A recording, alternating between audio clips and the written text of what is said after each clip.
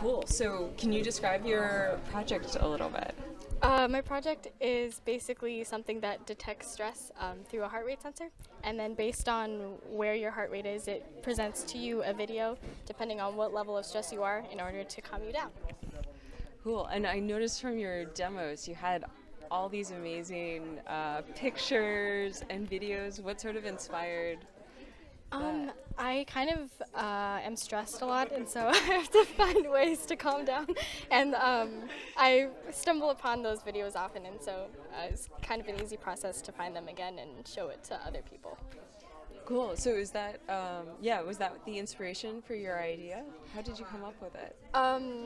Yeah, I mean, a lot of people have a lot of problems, but I think stress is something that everybody kind of talks about all the time and is trying to find ways to manage. And everybody does it in different ways, but I think at the end of the day, like just taking a couple of breaths is something that's important and people don't do enough. So I wanted to find a way to make it into a fun, like, application that everybody can use. And have you been using it at home?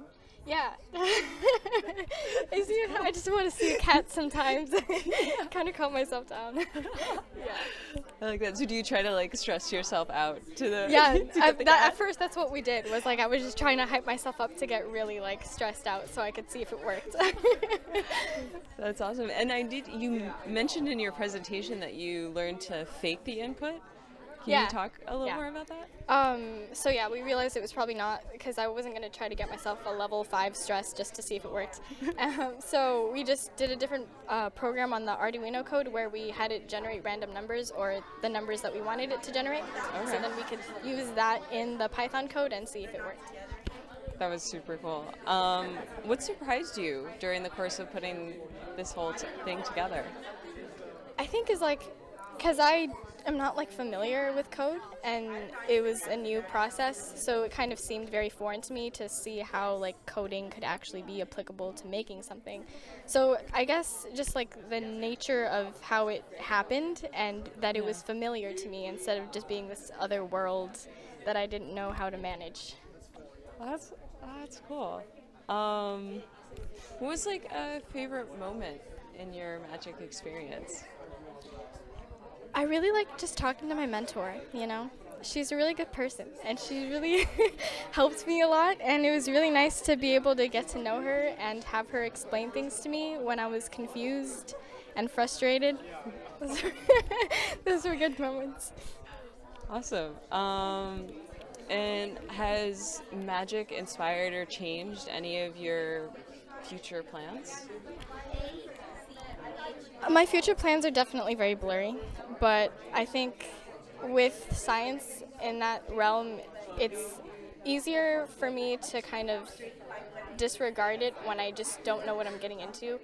And to be able to like get familiar with it helps it be more of something that I can see myself doing. Just by practicing doing it, like I can tell that it's something that I would want to consider for what I would do for a big part of my life. Cool. And then my final question, do you have any advice for anyone doing magic next year? Doing magic, I think one of the biggest pieces of advice is like just start doing it, because you're going to be confused. And you just, once you start to get into it, you get into the flow of it and you understand how things work by virtue of involving yourself in it. And also for anybody who might get into it but is debating between it, I think it's a really good opportunity to just immerse yourself in it, just to see what happens, you know? Yeah. Well, thank you so much. It was great. Cool. Good luck giving all the rest of your demos. You seem very busy over there. Cool. Thank you. Thanks.